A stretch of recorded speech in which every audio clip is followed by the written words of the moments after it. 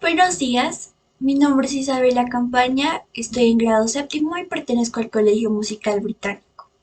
El día de hoy voy a hablar sobre la solubilidad, y la solubilidad es la capacidad de una sustancia de diluirse en otra, como el agua y el azúcar, que al mezclarlo se volverá una mezcla homogénea y ya no podremos ver sus componentes.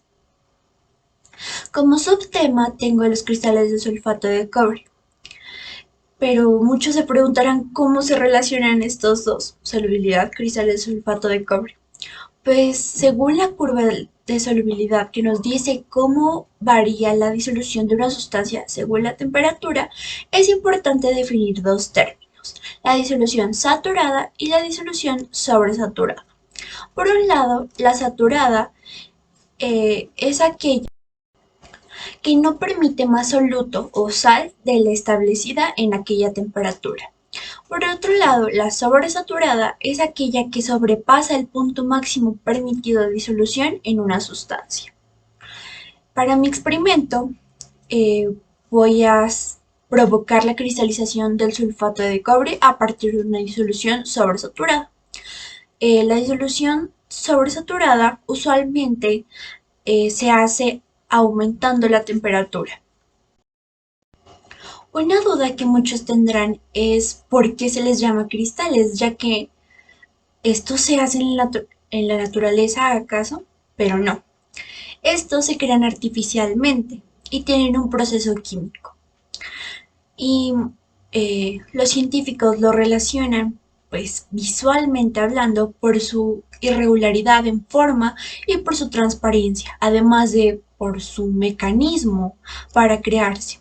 Los cristales naturales no se crean artificialmente, sino en masas de magma o fluidos calientes, donde poco a poco por dentro tienen unos minerales que se cristalizarán y entre más lento se enfríe la sustancia, más grandes serán. Ahí podremos ver un cristal de sulfato de cobre. Como lo ven, tiene una coloración azul. Y básicamente esta es por el sulfato de cobre, que es de ese mismo tono. Pero física y químicamente hablando es por su composición, o específicamente por el enlace que forma con los iones de sulfato y las moléculas de agua unidas al cobre. Ahora sí hablaré un poco más específicamente del sulfato de cobre. El sulfato de cobre es la sal que se obtiene mediante la oxidación de metal de cobre con ácido sulfúrico. Eh, y hablaré también específicamente del cobre y el sulfato. Por una parte, el cobre es un elemento químico que pertenece al grupo de los metales de transición cuyo número atómico es 29. Este lo podemos ver en los cables, en circuitos eléctricos, en bombillos incluso. Por otro lado, el sulfato es una sal que ya sea orgánica o mineral que compone al ácido sulfúrico. Eh, Usualmente las sales que están formadas por ácido sulfúrico se llaman sulfatos y usualmente están compuestas por 4 átomos de oxígeno que rodean a un átomo de azufre ubicado en el centro. La composición química del sulfato de cobre es principalmente de cobre en un 24%, de hierro en 180 miligramos sobre kilogramo, de mercurio de 1 miligramo sobre kilogramo, de cadmio de 15 miligramos sobre kilogramos, de arsénico y plomo de 10 miligramos sobre kilogramo. Su humedad varía entre 3 y 5%. Como lo mencioné anteriormente, el sulfato de cobre tiene una afección por la temperatura, ya que este se volverá más oscuro con la concentración de producto o si ponemos 100, si sobrepasamos los 100 grados centígrados al ebullirlo o al hervirlo, este se volverá de color blanco, ya que pierde las moléculas de hidratación. Por otro lado, sus características físicas y químicas son que en cuanto a físicas, su apariencia son cristales azules transparentes. No tienen olor y su gravedad es de 15 grados centígrados a 2,28. Su solubilidad en agua es de 0 grados centígrados a 31,6 gramos sobre 100 mililitros de agua. Su punto de ebullición es en centígrados a 760 milímetros de mercurio, con 150 se descompone. Y su pH solución es de 0,2 de molaridad, es 4,0. En cuanto a las químicas, este reacciona violentamente con la hidroxilamina, causando un peligro de incendio. También reacciona con el magnesio formando un gas inflamable o explosivo, ya que el hidrógeno ataca al hierro y el zinc en presencia del agua. En cuanto a la cadena alimentaria referida a los seres humanos, tiene lugar de bioacumulación, por ejemplo, en peces. Ahora sí, hablaremos como tal del proceso para crearlos. Sus materiales es sulfato de cobre, agua y un envase. Sus pasos son: primero pesar 40 gramos de sulfato de cobre pentahidratado y lo introducimos en el tarro de plástico. Llevamos 100 mililitros de agua destilada a ebullición y lo volcamos en el tarro de plástico con cuidado. Agitamos bien hasta que los 40 gramos de sulfato de cobre se disuelvan. Cerramos el tarro de vidrio o plástico y esperamos una noche porque este debe reposar y enfriarse. Al día siguiente le introducimos un hilo para que ahí se concentre la sustancia y forme poco a poco el cristal. El sulfato de cobre, como muchos químicos, es tóxico y al experimentar con él se debe utilizar gafas, guantes,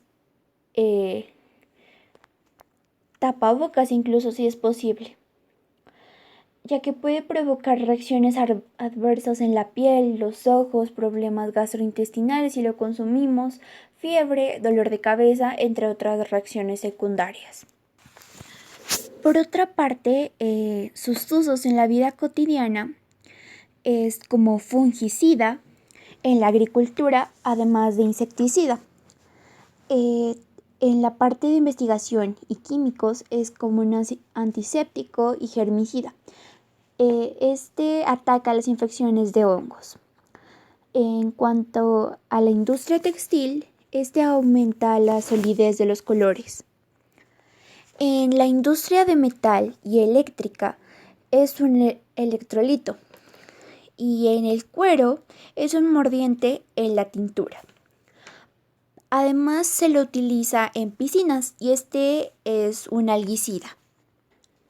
Es importante decir que no solo se puede utilizar sulfato de cobre para crear cristales, también podemos utilizar sal común. Esta tardará unos días en formar cristales. La sal yodada no formará cristales tan fácilmente, pero igual nos puede servir. La sal de Epsom o sulfato de magnesio forma cristales más pequeños. La alumbre forma cristales rápidamente, a veces hasta en unas horas. Pero no solo hay diferentes tipos de sales para crear diferentes tipos de cristales, ya que su forma varía en cuanto a cada sal.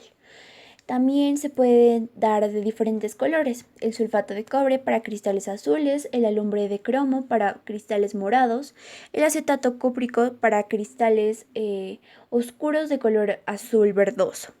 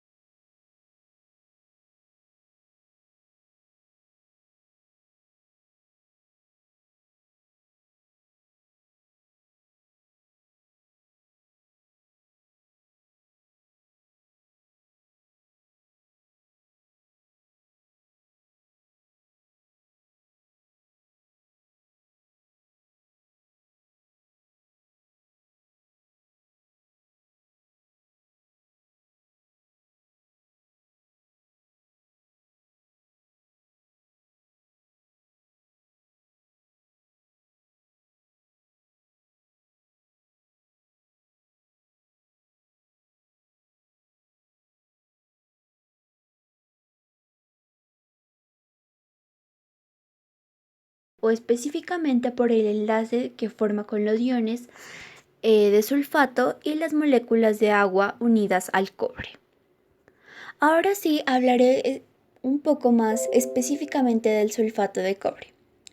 El sulfato de cobre es la sal que se obtiene mediante la oxidación de metal de cobre con ácido sulfúrico. Y hablaré también específicamente del cobre y el sulfato. Por una parte, el cobre es un elemento químico que pertenece al grupo de los metales de transición cuyo número atómico es 29.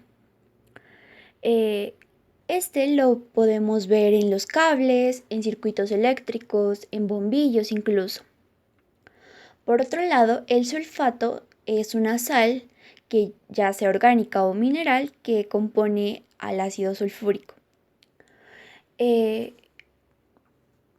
Usualmente las sales que están formadas por ácido sulfúrico se llaman sulfatos y usualmente están compuestas por 4 átomos de oxígeno que rodean a un átomo de azufre ubicado en el centro. La composición química del sulfato de cobre es principalmente de cobre en un 24%, de hierro en 180 miligramos sobre kilogramo, de mercurio de 1 miligramo sobre kilogramo, de cadmio de 15 miligramos sobre kilogramos, de arsénico y plomo de 10 miligramos sobre kilogramo. Su humedad varía entre 3 y 5%. Como lo mencioné anteriormente, el sulfato de cobre tiene una afección por la temperatura, ya que este se volverá más oscuro con la concentración de producto, o si ponemos si sobrepasamos los 100 grados centígrados al ebullirlo o al hervirlo, este se volverá de color blanco, ya que pierde las moléculas de hidratación.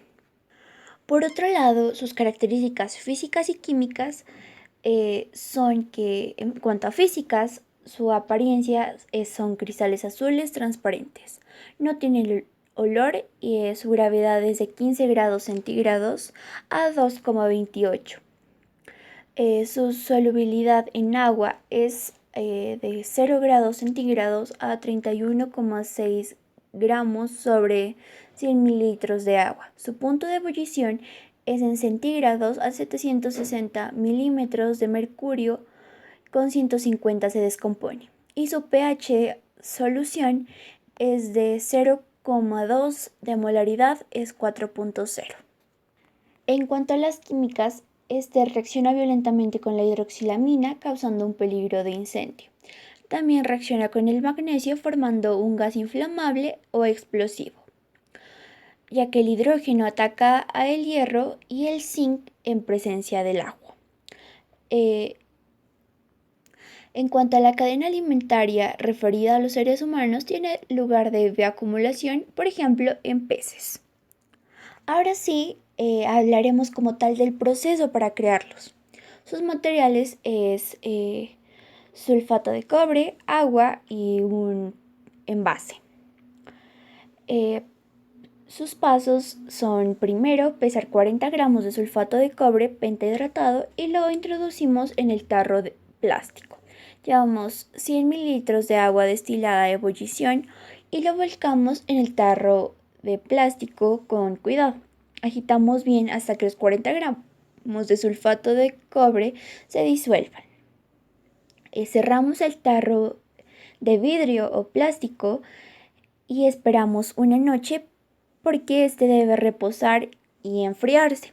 Al día siguiente le introducimos un hilo para que ahí se concentre la sustancia y forme poco a poco el cristal.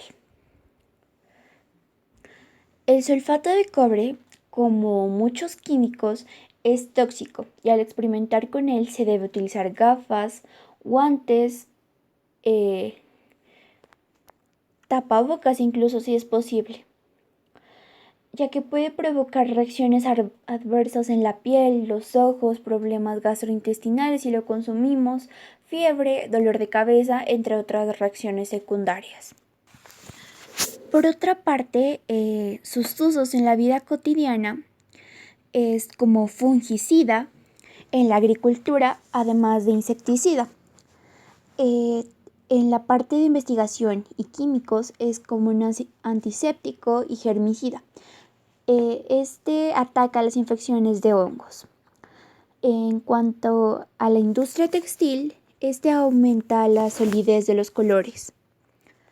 En la industria de metal y eléctrica es un electrolito y en el cuero es un mordiente en la tintura. Además se lo utiliza en piscinas y este es un algicida. Es importante decir que no solo se puede utilizar sulfato de cobre para crear cristales, también podemos utilizar sal común. Esta tardará unos días en formar cristales. La sal yodada no formará cristales tan fácilmente, pero igual nos puede servir. La sal de Epsom o sulfato de magnesio forma cristales más pequeños. La lumbre forma cristales rápidamente, a veces hasta en unas horas. Pero no solo hay diferentes tipos de sales para crear diferentes tipos de cristales, ya que su forma varía en cuanto a cada sal. También se puede dar de diferentes colores: el sulfato de cobre para cristales azules, el alumbre de cromo para cristales morados, el acetato cúprico para cristales oscuros de color azul verdoso.